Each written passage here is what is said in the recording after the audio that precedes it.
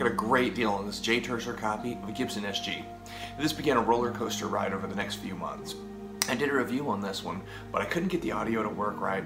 I didn't have the video experience that I have now, so now I'm going to give it another shot. Check out my review right here.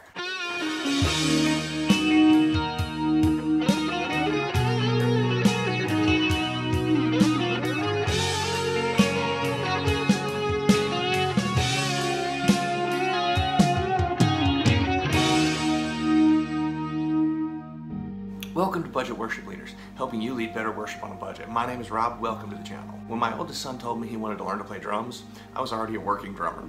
I hadn't played a guitar in about 10 years, but there was no way for me to jam with him if we were both playing drums. So I went to my local music store and I picked this up. This is a Jay Turser JE-55. It's a copy of a Gibson SG. I got it for under $150 used and instantly fell in love with it. The pickups are very well balanced and it has great tuning stability. So what does it sound like?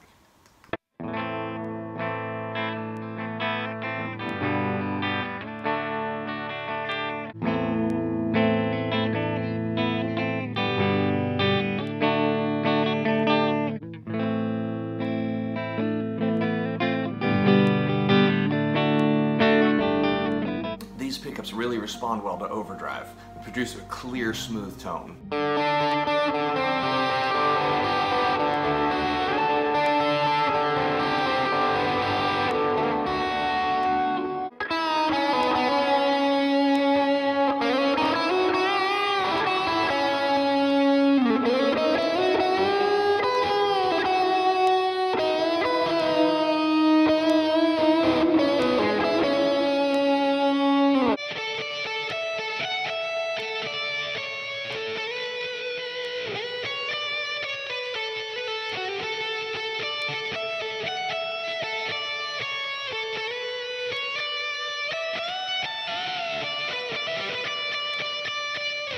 It also sits in a praise and worship mix pretty well. It's also a very lightweight guitar, which makes it easier to play for an extended period of time. After months of playing my Les Paul, I forgot how light this guitar really is. The cutaway allows easy access to all 22 frets. This guitar has a very well-cut bone nut and unbranded tuners that do a great job. There's no information available on what the body and neck makeup is, but it is a set neck. The back of the neck is also finished to match the body. The fretboard is rosewood. It has medium frets. The faces of the frets are very well polished, but the sides have some obvious visible tool marks. They aren't sharp, so you don't notice them as much. Personally, I think the inlays on this guitar are absolutely beautiful. They're a block style with an inlaid V in the center that really stands out to me. I really think this is the most beautiful inlay work of any guitar I've ever owned. The hardware is pretty standard for a budget Gibson copy. The stop tailpiece and tune-o-matic bridge are exactly what you'd expect them to be.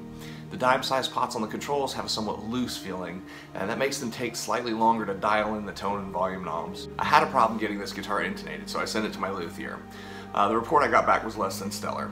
When it was built, the bridge was misplaced by about 1/8 of an inch. In order to fix it, he had to remove the bridge, make a wooden plug to fill the hole, and then re-drill the body. The repair left a small scar on the body, but the guitar plays incredibly well and the intonation's perfect now. This is the only Jay Turser guitar I've ever played, so I can't really speak to whether this is a normal occurrence or not. I haven't heard of any other issues with them, but this experience has made me a little bit cautious and given me some concerns about their build quality. I got this guitar for $110 out the door, then had to pay $120 to get it fixed and set up. If it weren't for the fact that my luthier is a good friend of mine, I couldn't say how much it would have cost me. If you're getting value out of this video, please hit the like button.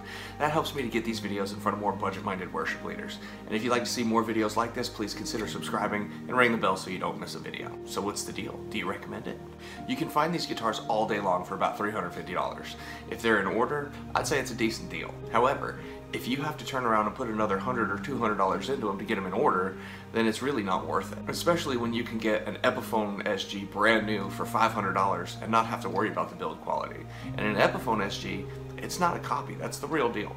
If you find one in your price range, pay really close attention to the build quality and make sure that it's properly intonated before you buy it. That'll keep you from spending more than you plan to in the long run. Once I got the guitar fixed and set up properly, it's been an absolute joy to play. So I definitely recommend diligence when selecting one. If you get the right example, I recommend it. If you're not quite sure what to look for, I'd recommend looking elsewhere for a guitar. I hope this video was helpful for you. Check out my other videos right here.